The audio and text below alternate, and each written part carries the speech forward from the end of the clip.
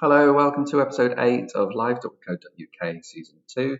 This week we're focusing on how we can make code easier to understand and to maintain so that you can come back to it in the future and still understand what you were thinking when you started writing your code previously.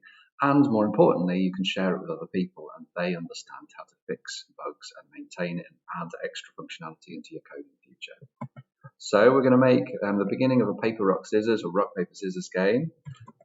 Where you can choose any of the three options and it will choose, as in the computer will choose one, as long as, let's go for lead, as long as you choose one of those options, it will play the game.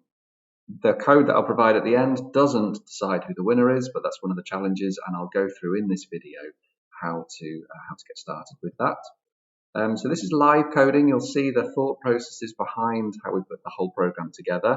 I'm not starting completely from scratch today. I want to start from the same template that you'll always see in an Edexcel GCSE Computer Science practical exam, where we have blocks of comments to import libraries, constants, global variables, subprograms, which my year 10s haven't covered yet, so I'm just going to hide that, and the main program.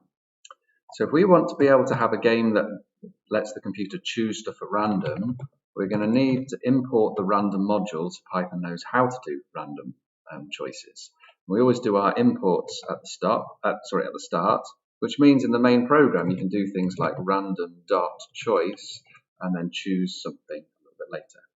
What do we want to choose from? Well, we want to choose from a list of paper, rock and scissors.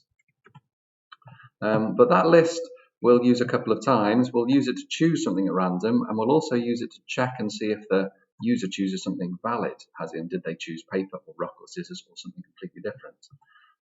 So if we use it multiple times, and if it's a set of values that would be helpful if it had a name, let's make it into a constant, and we'll say game choices equals that list.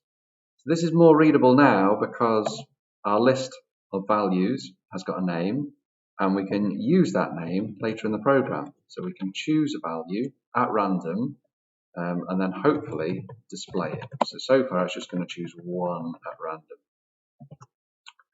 random. Okay, so we need the computer to make a choice, and we need to save the choice that the computer makes. So let's go for computer choice. Notice that a variable, something that changes while the program runs, is in lowercase, whereas a constant, something that doesn't change while the program runs, is just a name for a value, is in capital letters.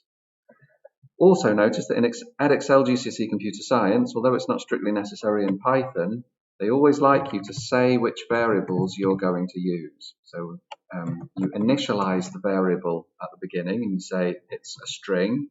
We're going to say it's an empty string. And then we assign the value later on in the main program. So it's not strictly necessary. The code will still work without it. And some of you might find it a bit irritating that sometimes you get marks for that in a practical Python exam, or you miss out marks if you don't do that initialization. But it is good practice because it reminds you as the programmer that there is a global variable, as in something that the program needs to store, and it tells you what type of data it's going to store, in this case, a string, some text. Okay, we also need to know the player name. We'll initialize it up here, but we'll ask the question at the start of the main program. Remember, you can't have variables with spaces in. You have to use underscores. So what is your name? So we should be asked. It will store it into that variable player name. Then we need to ask which of the three we want. So let's welcome people first of all, so they know they're playing paper, rock, scissors or rock, paper, scissors. Oops, welcome to rock, paper, scissors. Helps if I spell it right. And then let's let the player choose. So the player choice is input, choose paper, rock or scissors to play. And I'm going to convert that all to lowercase so that whatever the user types in, doesn't matter if it's got a combination of capital letters or not capital letters, lowercase letters, after it goes through this dot lower function, whatever is stored in player choice is going to be lowercase. That means that we can say if whatever the user typed in is equal to paper or rock or scissors, or even better, if it's in our list of game choices. Notice we're using the same constant multiple times, but it's nice and easy to understand because we've given it a name. It's called game choices. So if it's in our list, we can say, great, I chose, and then we need to actually make a choice of something. But if it's not in that list, we can say, oi, you need to play properly. Please choose, or please just try again. All right, so if we want the user to choose and then the computer to choose, let's only let the computer choose when we've already detected that the player's chosen a valid choice. And then we can display the computer's choice in here, hopefully. Computer choice. Let's see if it works. My name is Mr. Dring. I'm going to choose rock. The computer chose scissors. So I'm going to put a couple of challenges down at the bottom for you to be able to work on. So the most important one here is adding comments to your code. So where you have a block of code that does lots of stuff, as well as just splitting it up into sections, it's really helpful to describe what all of your code does.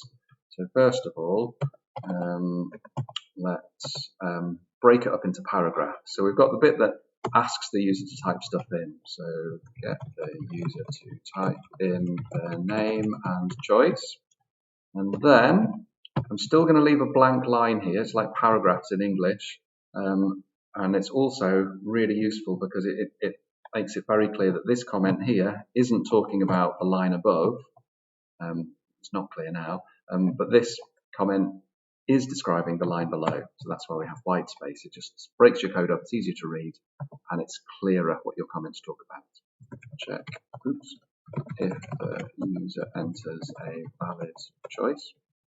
So that's what I mean for this first one, adding in, this third one, adding comments to describe your code. I'm going to get rid of those because that's one of your challenges. There we go. Challenge 1 and 2, you can do, I guess, only if the user has chosen a valid option and the computer has chosen something. You can check and see if they're the same, to see if there's a draw. So if the computer choice is equal to the player choice, then you can say it's a draw. Or you could say some other if statements in here to try and work out who actually wins. So I'll leave you to work out the logic for that, and I'll stick with this one here.